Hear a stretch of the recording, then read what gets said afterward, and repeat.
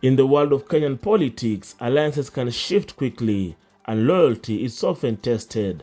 Public Service Cabinet Secretary Justin Muturi, once a strong ally of President William Ruto, now finds himself at the center of a growing political rift. His recent actions and statements have raised eyebrows across political landscape, and his party, the Democratic Party of Kenya, is now taking steps to exit the ruling Kenya Kwanza coalition. Months before the 2022 general election, Justin Muturi, then the National Assembly Speaker, made a bold declaration. His Democratic Party of Kenya, once a standalone political force, officially joined forces with Ruto's Kenya Kwanza alliance. The moment was historic. At the Hermosa Hotel in Karen, Muturi signed an agreement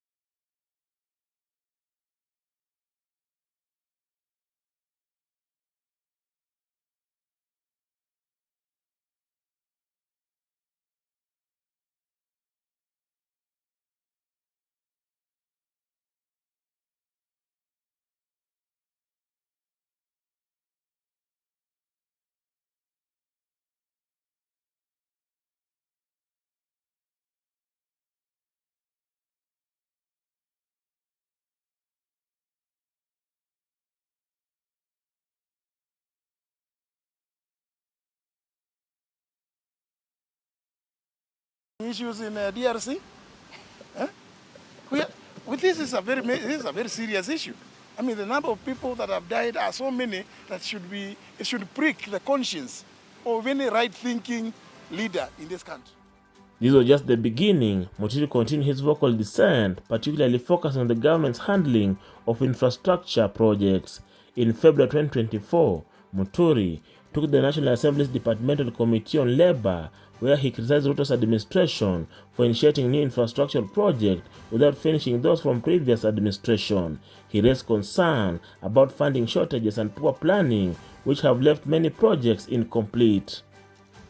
His concerns were not just technical, they were deeply political. Muturi suggested that the government was failing in its promises to the Kenyan people. Then, on March 12, 2025, a bombshell was dropped. The Democratic Party of Kenya, led by Muturi, issued a third-day notice to exit the Kenya Kwanza alliance. The announcement sent shockwaves through the political community, signaling a formal rift between Muturi's party and the ruling coalition. The party stated that it could no longer continue its alliance with the government, citing the prevailing political developments. Muturi, once a key figure in Kenya Kwanza, had now become one of its most vocal critics. Muturi's criticism of the government continued unabated. he called out the government's handling of the Social Health Authority (SHA) and reacted to an Auditor General's report which revealed concern about Kenya shillings 104 billion health system project. Muturi revealed that he had warned the government about the project's challenges, but his advice was ignored. With the ruling government under fire from multiple fronts, Muturi's criticism served as a rallying point for those dissatisfied with the direction of Kenya Kwanza. Amid these growing tensions, reports suggest that President Ruto is planning a major cabinet reshuffle, a move that could see key figures like Muturi and his colleagues, including Water CS Eric Mureithi Muga and Tourism CS Rebecca Miano, replaced.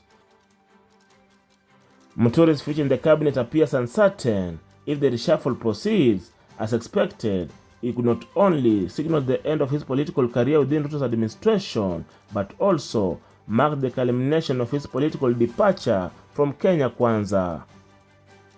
The political fallout from Muturi's action is far-reaching. His departure from Kenya Kwanza will undoubtedly reshape the coalition's dynamics.